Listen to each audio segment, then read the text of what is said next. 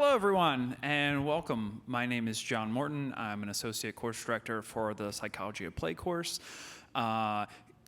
Join me in welcoming Jackie Otero. She is the program director for entertainment business and music business programs. Welcome. Thank you. Yeah, thanks for being here. Hi, guys. How's everybody doing today?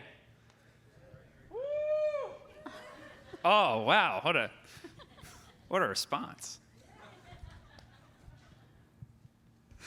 Well, a little bit about me. Like I said, I teach the Psychology of Play course. Play is a big part of what we talk about.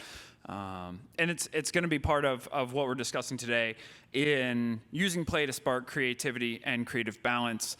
I'll just kick right off. How do you play? What does that look like in your life? What brings you joy? Is it similar or different to maybe how you played historically? Yeah, let's see. So one way that I play, I've been doing since I was 7 years old. The exact same game. I just play over and over and over again, which is softball. It helped me get into college, so it had some good value beyond just playing. But yeah, that's something where that's kind of my sacred space when I go on the field. Even now, I still play once a week in a league. And anything that's going on in my life, it clears my head completely to go out onto the field. It's almost like I cannot think about anything else except for that moment on the field because I play third base and you have to be ready for that ball to come at any time. So it feels very healthy for me because I can't think of anything else during that time, and it's really clearing for me in my head. That's awesome. That sounds like that's new information for me. I didn't know you were a softball player. How competitive would you say you are now? Extremely.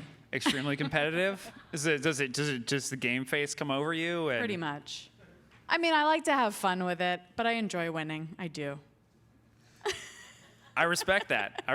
No, and yeah, go play to win. That makes sense. I'm with it entirely. I was going to mention one other way that I play, which I started doing in college, is I play guitar.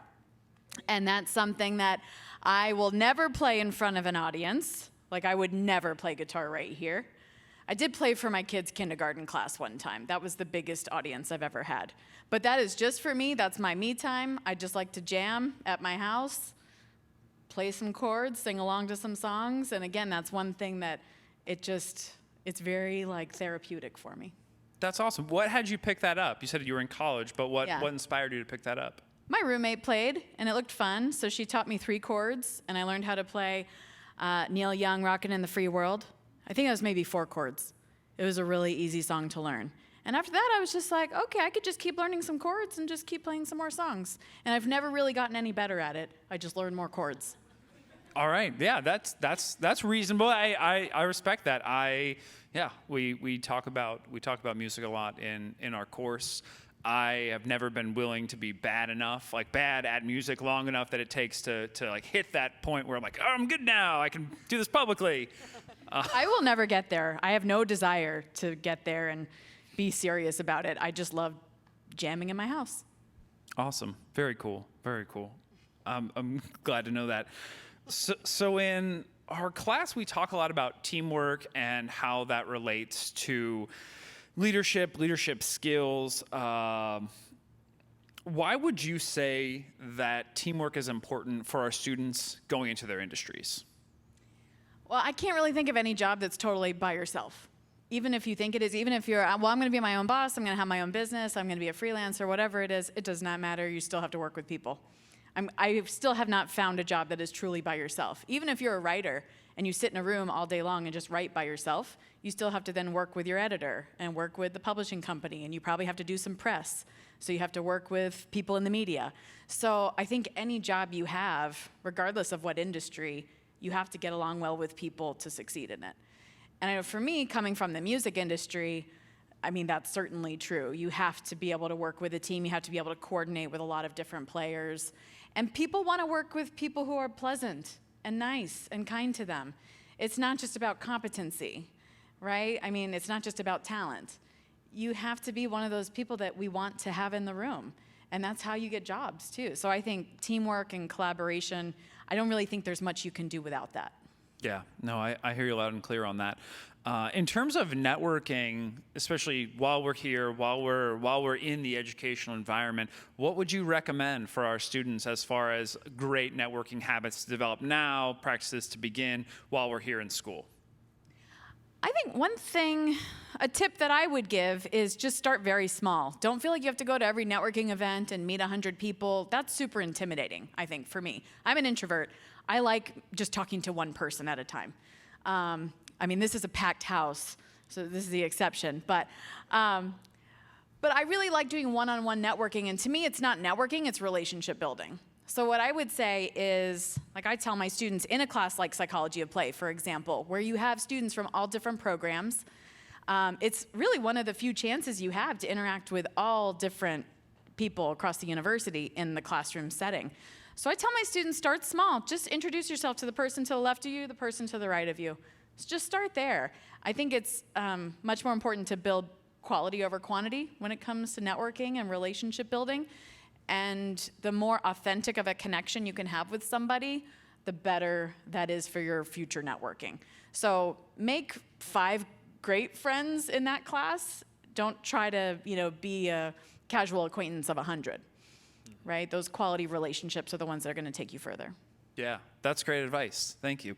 The entertainment business and music business teams are amazing. They function great. What would you say is one of the things that you implement on your teams that have those teams be so cohesive, great, well-established, well-working teams? Well, I'd like to say that we play all the time. I feel like that's something I'm maybe just today becoming more conscious of. How do we do that in our team environment too? And maybe we could use a little bit more play because we are very business oriented. So with the business team, I think the way that we build our team the most is, number 1, through communication. And number 2, just being in the same room and actually going through the act of doing things together and collaborating. So, we build curriculum together, for example. We really try to not build a class curriculum without a lot of people's input. Right? We want to know, what are they learning before they get to this class? What are they going to learn next? How does it incorporate into their portfolio? How might they use this in their career? So it all feels connected. That's, I think, always a curriculum goal for us. And then I think just doing things like volunteering together. At least once a year, we try to do some kind of community service project as a team. And you don't feel like you're networking, and you don't feel like you're in a business setting and communicating professionally, but you are, and you're building those connections with the people around you. So that's why I really love here that we have pure motivation too. We have, professional development that's here for the students to take part in. And I think that's a great way to network and build relationships, is go volunteer with a group of people. It kind of reinforces a good bond with the people you're with, and it helps you kind of do something good together. Absolutely. Yeah, I think that the peer motivation opportunities are really phenomenal for our students to take part in. As a leader, do you have like a golden rule or a practice that you're like, I want my team to know they can trust and depend on me? Something that you always fall back to when you're facilitating and leading a team? So one of my mantras that I say a lot to my team is, and it's relating to the students that are here in the audience and online, but it's just do what is best for the student. That's kind of always the easy place to go back to. And that doesn't mean, is that what makes the student happiest, right? It's really truly looking at what is best for this student. Is it good for a student to retake a class? Sometimes, yes. Is it good for a student to take a break sometimes? Yes, that's very possible. We're in a very people-oriented community here at Full Sail. So I don't think we always try to have policies for everything, and in the business team, everybody wants a policy. They're business people. I have a lot of lawyers that work on my team and accountants, and they want a policy. They're just like, tell me the rule. And sometimes we have these rules in place, but then we have to put into account the people, the real humans that are affected by them, and make decisions on a case-by-case basis. So that's what I always try to go back to, is what's best for the student. And so you could do that in any business, what's best for your client, right, in that scenario. And if you think about that, then, and you let that lead you, then you're going to go in the right direction. Absolutely. I think that's great advice. I appreciate you sharing that with us. So we talk a lot about self-care in the Psychology of Play course. We want people to be energized and refreshed and ready to go, ready to keep dipping back into the creative well. What would you say to a student who said, I don't have time for play. I can't make time for this. I have too much work to do, and I just can't get that onto my schedule. What advice would you give to them? And I get that feeling too. You're like, I'm too slammed. I can't worry about this. This is just something extra. I think that it's sort of like therapy. Like you have to have it on your calendar and carve out time for it. And then when you're there, you're going to get a lot out of it. But if you don't put it on your calendar and make time for it, it's not going to happen. So I think you just have to carve out time and treat it as important as anything else on your to-do list, right? Or any other project you're working on. You have to build in that self-care element or you will burn out. So for me, I feel like stress always manifests physically. So I can tell when I'm stressed because I'm not sleeping as well at night, or I'm realizing I'm not eating as well, or I'm not putting the right care into myself, or I haven't worked out in a couple weeks, or maybe I'm skipping softball, or I'm not playing my guitar anymore. And you kind of just have to keep tabs on yourself and where you're at and find ways to make those adjustments. I'm a big calendar person. If it's not on my calendar, it doesn't exist in the world. So for me, carving out that time, putting it on the calendar of like, this is what I'm going to, play for the week or for the month, because taking that time to recharge will make you more productive and it will make you more effective at what you're trying to do. Absolutely. I couldn't agree more. And I think it's one of those things that seems to be self-reinforcing. When you go out and do it and you play and you have a good time, you come back, you're relaxed, you're refreshed, you feel great for having done it. And any time that you would have missed productivity-wise, you're like, oh, I can make up for this because I'm re-energized. I feel great again. And we have this conversation pretty regularly with students.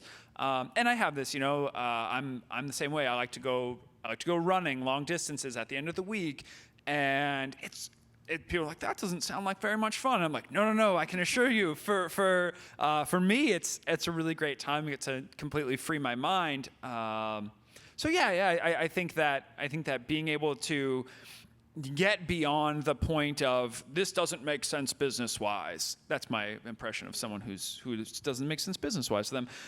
Getting over that and getting to a point where you can trust someone else. And we said it was okay to play. Please take our word for it. Right. It's nice to have someone in your position to say, yeah, no, you can take our word for it. It's okay. It's okay to step out and play a little bit. It's like car maintenance. I mean, you drive the car every day, and you could ignore it until something goes wrong and you have to fix it, but it's going to run a lot smoother if you keep it maintained, right? Keep the wheels greased or whatever. I don't know anything about cars. But it's like you need that regularly scheduled maintenance to keep things running well. And I'd rather have my mind working great for a couple of hours than working poorly for 8 hours, right? So if you take a little bit of time away from that to make your mind work better, then you think of it as an investment and not just something that's taking away time. Absolutely, yeah. So we talk a lot about stress as well, the physical, psychological impacts that it has on our students and as creative professionals.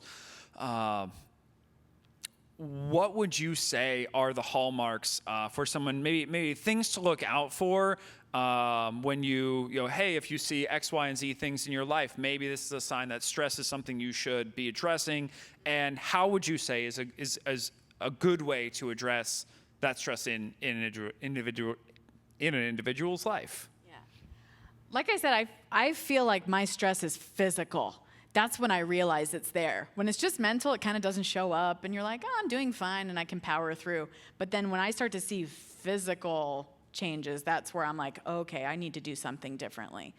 Things like sleep and nutrition and all of that stuff, right? So I kind of forgot the question.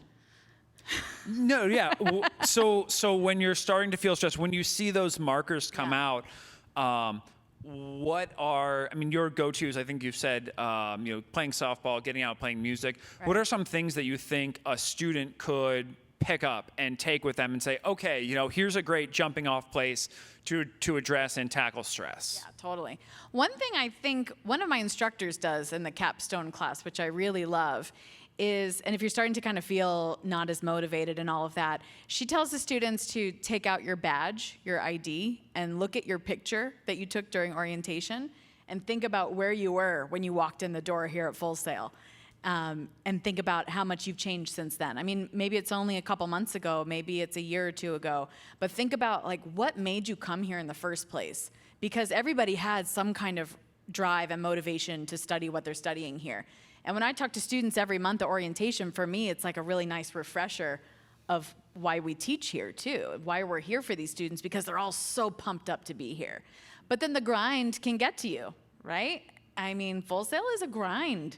It's not an easy, path to take. I think, especially with the online students kind of being far away and not getting the in-person reinforcement. I mean, it's a long journey, and it can be a very isolating one, too, if you're doing it on your own. So I think just reminding yourself why you got into it in the first place. If it's because you love music, go take a break and listen to some music. Drive around in your car and sing along, or do whatever you need to kind of connect yourself back to what the goal was in the first place. Yeah, that's great advice. I appreciate that. What would you say is the thing that helps you with your own motivation? Coming back as an educator, coming back, pouring into a team who's pouring into students. You're really the wellspring of a fountain that pours over into so many groups. What's the thing that keeps you motivated, that has you come back year after year, and really, pour yourself out into these students and the people who work around you? I think I'm very lucky in the position that I'm in, and I've been in the same department for almost 12 years now. I've seen a lot of tangible results of what we've done. And that's what really helps me keep going. Because sometimes so let's say, working with students in the middle of a program, you don't necessarily see those immediate results of this great career that they're gonna have maybe 5 years down the road. It takes some time for them to graduate and then go out and get those first couple of jobs and rise up in their career. So once you're here at Full Sail long enough and you see those cycles, you start to see your students, your former students, become really successful out there.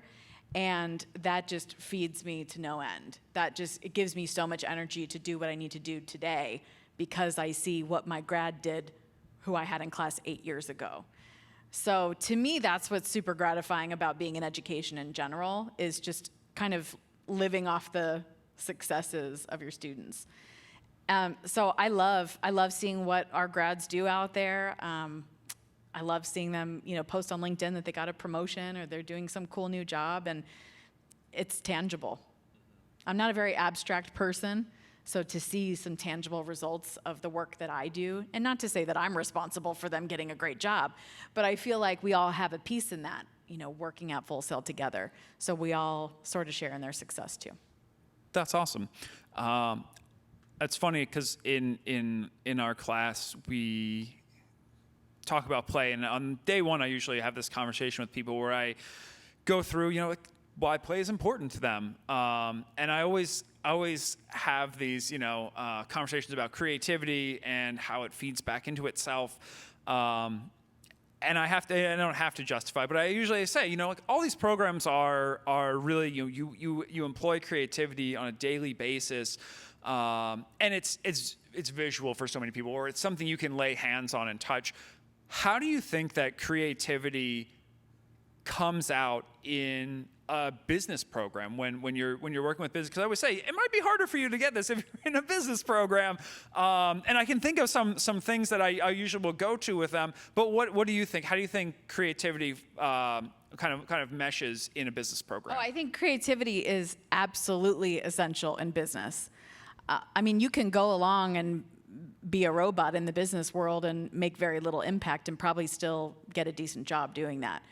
But if it's something that you're really passionate about, business is super creative. Coming up with a new strategy for a business, or a new product to offer, a new revenue stream, a new marketing plan, rebranding a business, those are all super creative processes. So I think there's as much creativity in business as you want to get out of it. I mean, we kind of joke around. We're like, Excel spreadsheets can be creative, guys. And they really can be. Look at that. That is some enthusiasm out there. Yeah.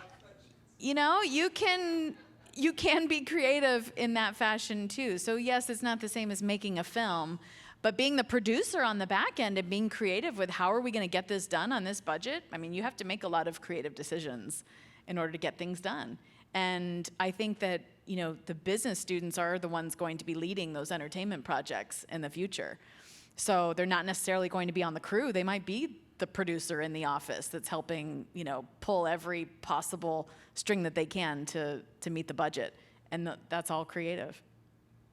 That's awesome. Thanks so much. I'm taking all the notes because I have a few things that I usually I'll go to. I'm like, well, here's some creative things, and here's, you know, creative problem solving, and so on and so forth.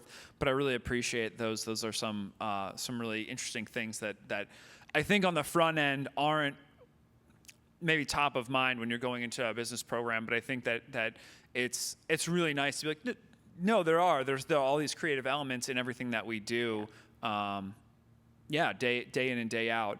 And I'll say, too, the top two areas that my grads go into are events and marketing. Mm-hmm. And those are two areas where you use a ton of creativity. So think of it going into like a marketing assistant, marketing coordinator position. You know, they don't just want you to execute tasks. They want you to bring ideas to the table. And if you're somebody who can create content, so let's say you can create some interesting content for you know, for an Instagram story, something like that. It could be very simple to start with, but I mean, that's something that you could use a ton of creativity with. Thinking about events, what's something new that we could do at a concert that we've never seen before? What's something new we could do at a corporate event that is different and exciting? And that's what people will remember you for. So you can do that even at the entry level in a lot of those jobs. That's awesome. Thank you so much. Is there anything that you want students here, students at home, to know and to take away as it relates to play and creativity? Is there, if there was one thing you had to say, here's one piece of advice I have to give to you before you leave, before you shut off, before you close your ears, one thing that you want people to know? So I have two young children. They're 8 and 6. I tried to send them the YouTube link so they could watch today. So hi, if you're watching. And I think that we can take a lot of lessons from kids because we haven't quite, you know, corrupted them entirely yet. And they love to play. That's what kids do. That's probably what they're best at, is playing. And I think I am a lot of times the mediator in their play, trying to settle arguments and keep things fair and all of that. And I read some advice recently, it was like parenting advice that said, you know, don't mediate between your children. Be a sportscaster or a broadcaster on the side. Just give commentary on what they're doing. Oh, looks like he stole that from you, and what's she gonna do next? And, you know, kind of like provide running commentary, but don't jump in to solve it. So I thought that was something interesting that we could even bring into, you know, the business world too, is don't go in and solve everybody's problems for them. And a lot of times as a leader, that's what people will look to you as, the problem solver. Like, well, I don't like what this person said, and I'm gonna dump this problem on you, and now you go solve it for me. But it is actually much better for the team if they can work it out between themselves. So I guess my advice would be, first of all, to play nice with each other. You know, the kinder and more pleasant you are to work with, I think the more opportunities that will be open to you as a professional in your industry. But also really try to be a mediator too. Don't go to somebody else with your problems. When I have a team member that has an issue, I try to always tell them, come to me with a proposed solution. Don't just come to me with a problem. It's easy to identify problems all day long. It's harder to identify solutions. So even if you're not in a leadership position, even if you're on a team, I mean, there's always emerging leaders on any team. There's always going to be somebody you kind of gravitate to help make decisions. So be that person. Be the person that can play well with others and that can help mediate, help find solutions, and bring those to the table. And I think if you walk in to any job with that attitude, you're going to have a lot of success. Awesome. Thank you so much. I think we're going to get some questions. Awesome. All right. Any questions at all?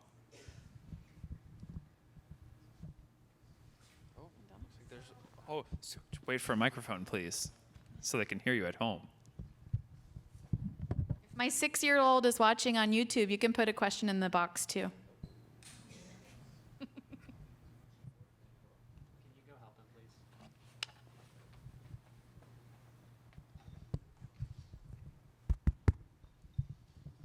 Hello?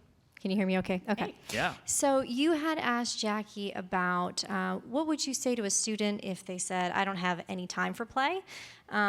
What about on the flip side, for a student that maybe plays a little bit too much, they come in here and they just want a video game all day, every day, but obviously they have other tasks that they need to accomplish. So what would you say to them to kind of help create more balance and prioritize? Well, I'm big on time management, and I'm also just a planner and an organizer, so this comes naturally to me, but I know it doesn't for everybody. I mean, I remember when I was in college, I would map out how I was going to spend my week, especially if I was in finals or something, and I knew I had to write 3 papers and study for 2 finals and whatever. I would map out what am I going to do each day, so that for me it was calming. For me it was, okay, now I know I have time as long as I follow the daily schedule, and that would be the way to de-stress. So I feel like if you can just map out what your week looks like and you're making sure you're carving out enough time for the things you really need to do, then you know you have 4 hours on that one day to play, and you don't have to feel guilty about it, as long as you have everything mapped out and you're giving yourself enough time for other important things. Thank you.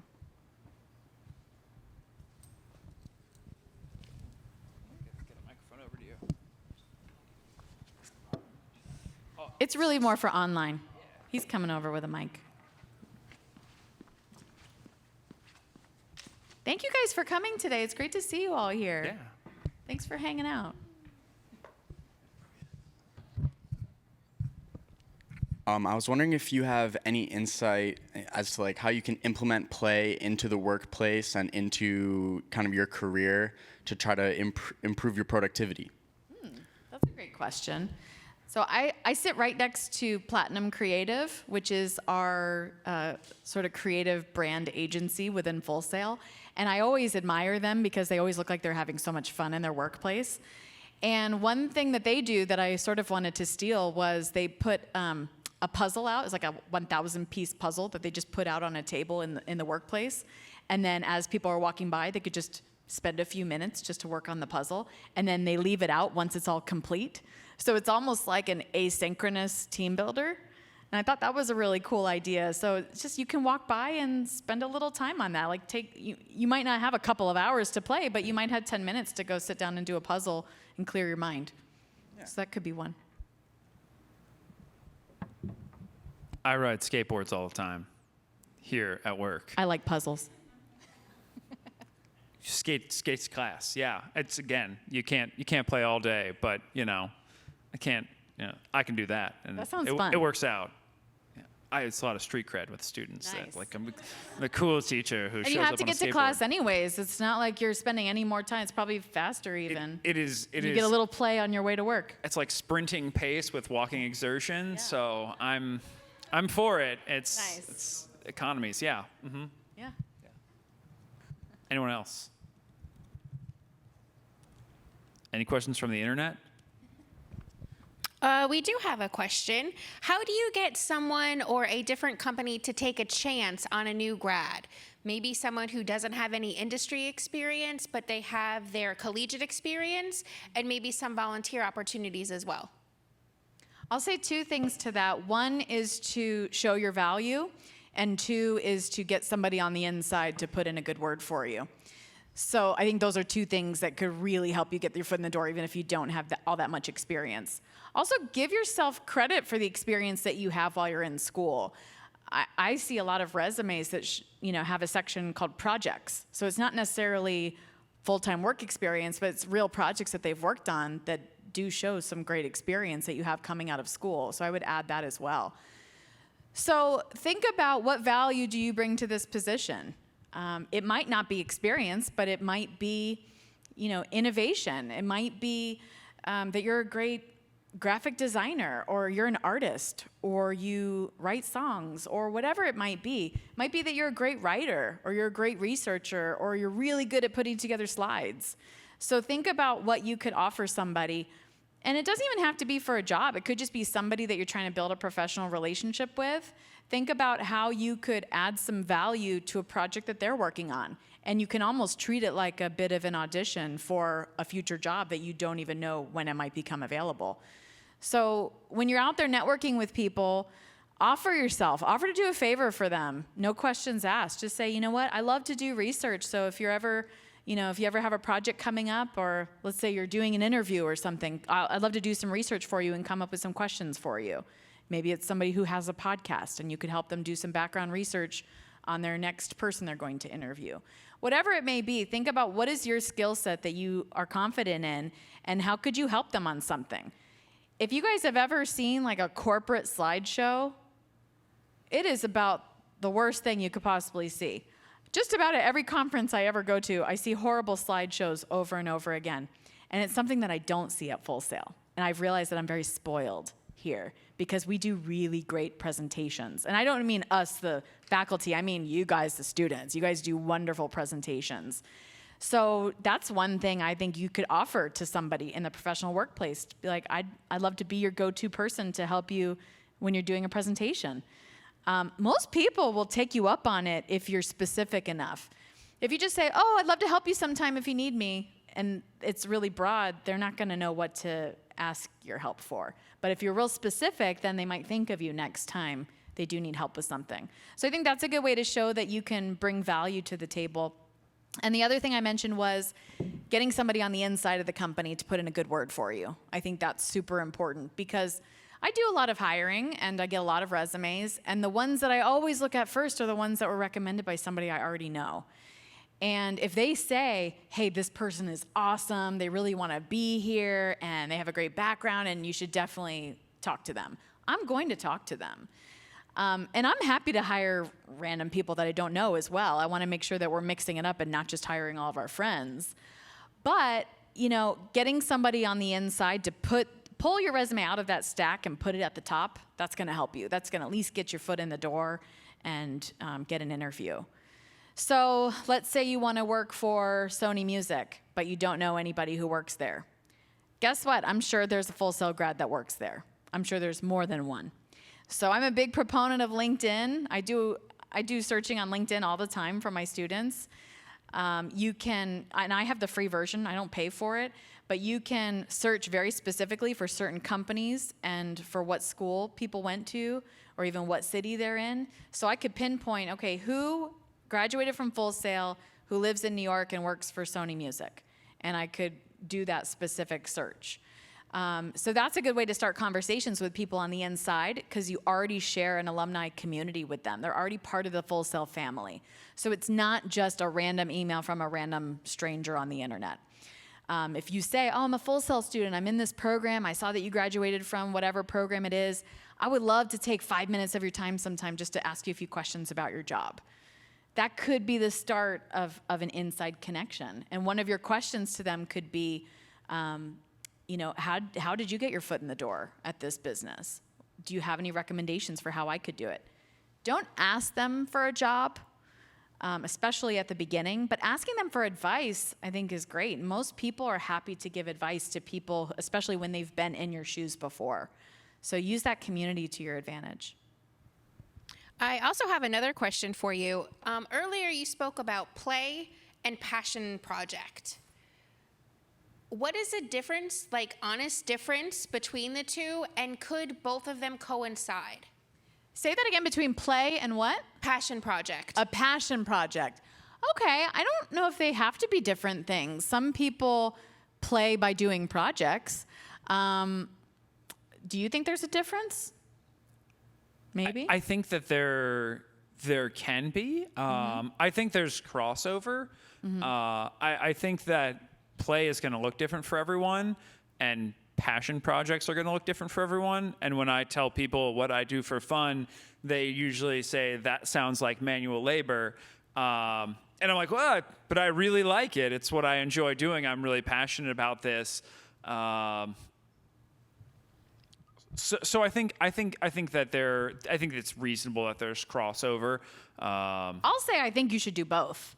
Because I think a passion project, that's like when you get really excited about something like in your career that you want to work on. So you're launching a podcast or a blog or just something new or a YouTube channel.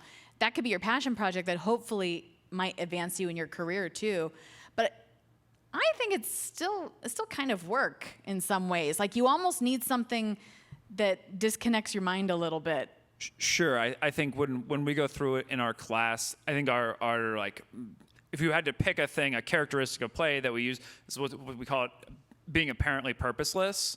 And I think that can be the switch that like I do my passion project. I also, like that's a thing that I could like leverage into a business or other things. But like, I disconnect on, like I go play a video game with my friends online. And there's not a tangible return in terms of I'm not motivated in any other way. Playing for its own sake is what it is. So while I enjoy my passion projects, they're purpose driven as opposed to being purposeless. I kind of like having time for purposeless activities. Absolutely. I think that's awesome. I mean, just like I mentioned for me, like playing guitar has no purpose in it. I don't want to do it professionally. I do not want to go to an open mic night, nothing. I just want to do it for myself and kind of check my mind out for a little bit. So I think there's something to that. Make time for both. Yeah, I agree completely. Good question.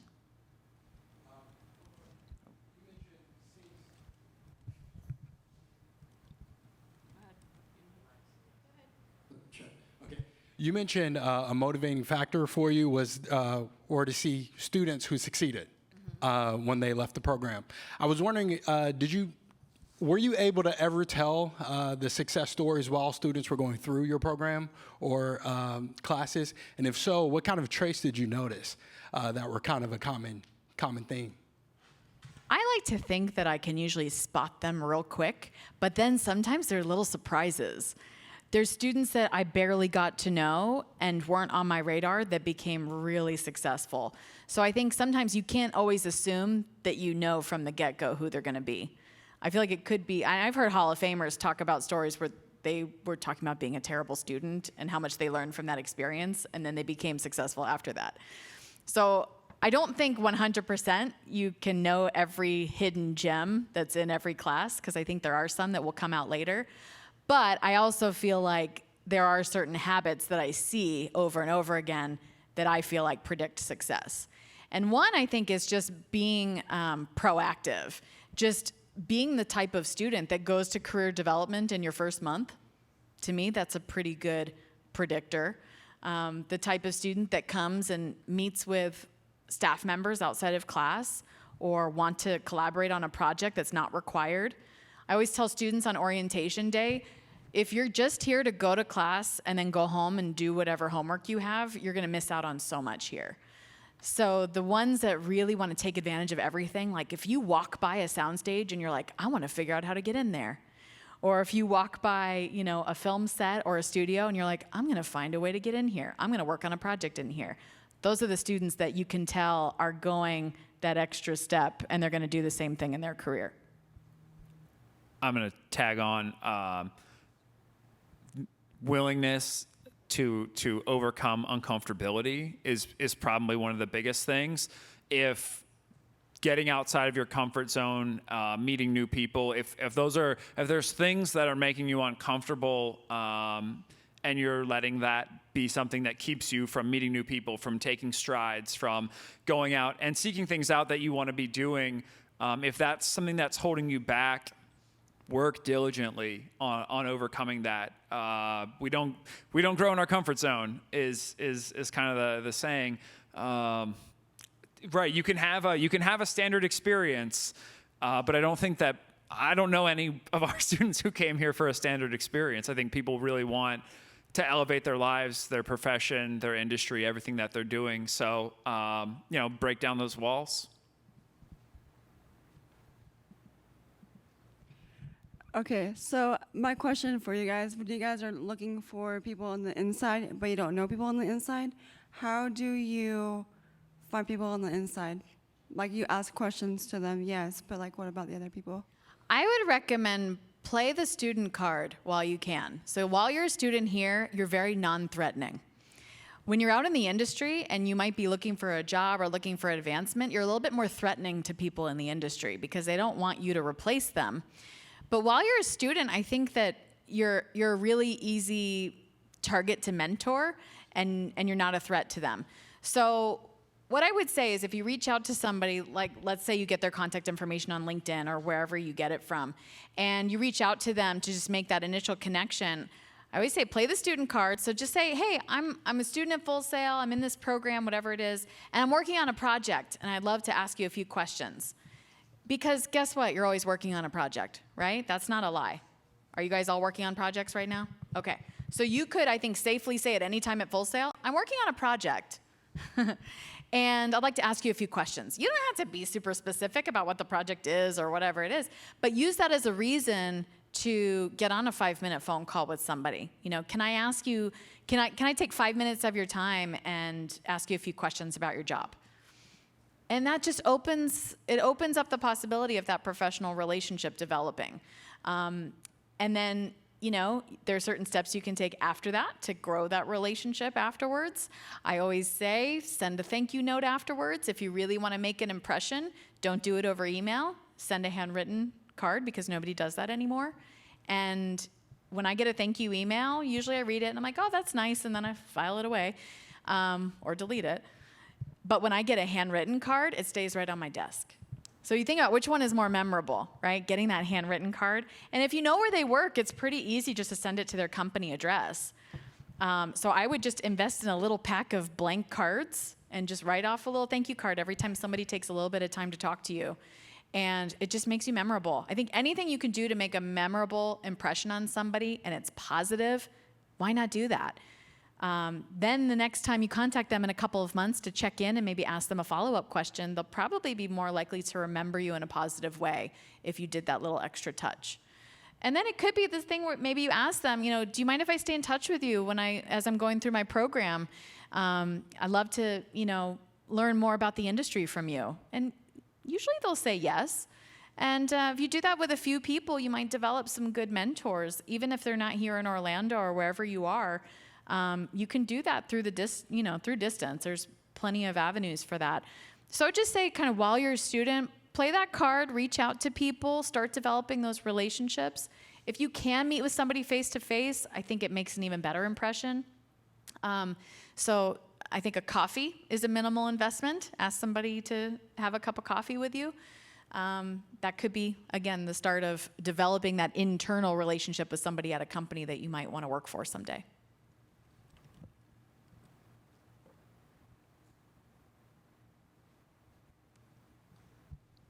Yeah, I agree.